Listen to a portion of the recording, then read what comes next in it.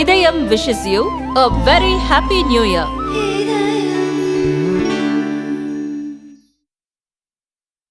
ரெண்டு ஸ்பூன் போதும் உங்க பிரச்சனைகளை கட்டுப்படுத்த.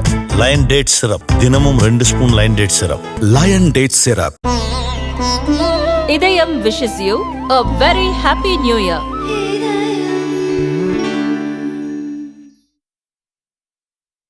சென்னை அண்ணா பல்கலை வளாகத்தில் டிசம்பர் 23ஆம் தேதி இரவு 19 வயது மாணவி பாலியல் வன்முறைக்கு ஆளாக்கப்பட்டார். கோட்டூர்புரத்தைச் சேர்ந்த ஞானசேகரன் கைது செய்யப்பட்டு சிறையில் அடைக்கப்பட்டார்.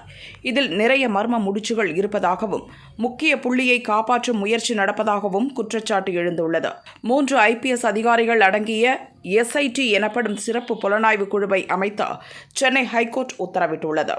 இக்குழுவினர் சம்பவ இடத்தை நேற்று ஆய்வு செய்தனர். அந்த இடம் வீடியோ பதிவும் செய்யப்பட்டது.